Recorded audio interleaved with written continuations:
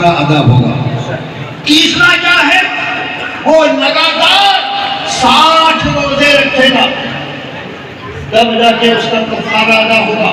اگر کسی نے 55 روزہ رکھا، 50 روزے رکھے، پھر ایک چھوڑ دیا پھر رکھا، تو پھر اس کو شروع سے رکھنا پڑے گا۔ لگاتار 60 روزے رکھے گا تب جا کے کفارہ ادا ہوگا۔ کتنا مشکل مرحلہ ہے، لیکن قربان جائیے ہمارے رسول پر۔ ہمارے رسول کو اللہ نے مجبور بنا کے نہیں بھیجا، لاچار بنا کے نہیں بھیجا، پاورفل بنا کے بھیجا، اختیار والا بنا کے بھیجا، تصرف والا بنا کے بھیجا۔ حق تو یہ ہے، حق تو یہ ہے، حقیقت یہ ہے کہ اللہ نے ہمارے رسول کو قانون بنانے والا بنا کے بھیجا۔ مدینہ شریف کی سرزمین ہے، کیا کہنا ہے مدینہ کا۔ اس مدینے کے تعلق سے امام احمد رضا نے بڑے پیارے انداز میں فرمایا، مدینے کے خطے خدا تجھ کو رکھے غریبوں فقیروں کے ٹھہرانے والے۔ یہ مدینہ ہے۔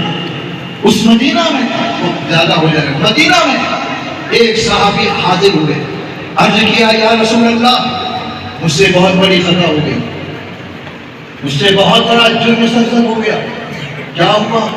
یا رسول اللہ میں نے بغیر کسی عذر کے روزہ توڑ دیا ہے۔ کیسے توڑا ہے اس کو بتانے کی ضرورت ہے۔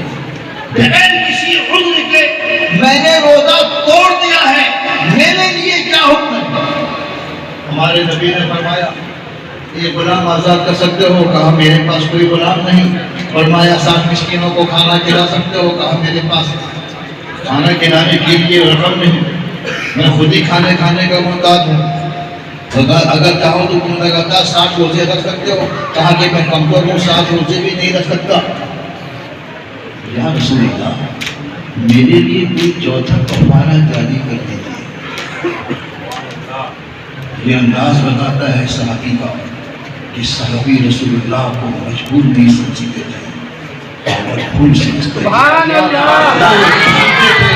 اگر رسول چاہیں گے تو ہمارے لیے الگ سے کفارہ جاری کرنا۔ اور میرے سرکار نے بھی یہ نہیں فرمایا کہ تم کو معلوم نہیں ہے کہ میں مجبور بنا کے بھیجا گیا ہوں، میں تمہارے لیے الگ سے کہاں سے کفارہ جاری کروں گا، مگر سرکار نے اپنے پاور کا استعمال فرمایا۔ اور کس طرح سے استعمال فرمایا؟ اسی موقع پر ایک بندہ آتا ہے، خورما لے کر سرکار کی بارگاہ میں ہدیتاً پیش کرتا ہے۔ سرکار نے وہ خانجے کا خورما لیا اور اس صحابی کو دیا، کہا اس کو لے جاؤ، غریب مدینہ کے غریبوں میں بانٹ دو، تمہارا کفارہ ادا ہو جائے گا۔ سے بولیے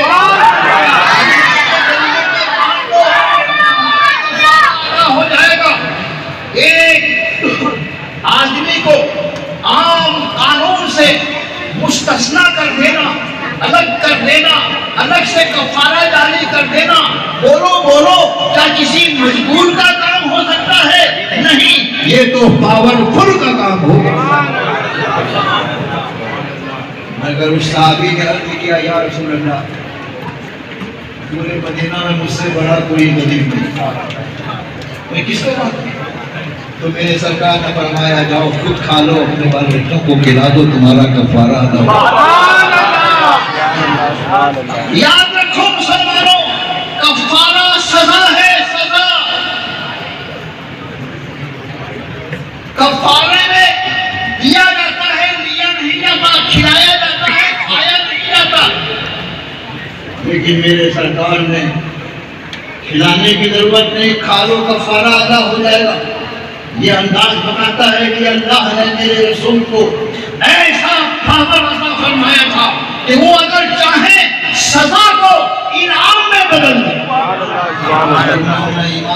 انعام میں بدل بھی دیا۔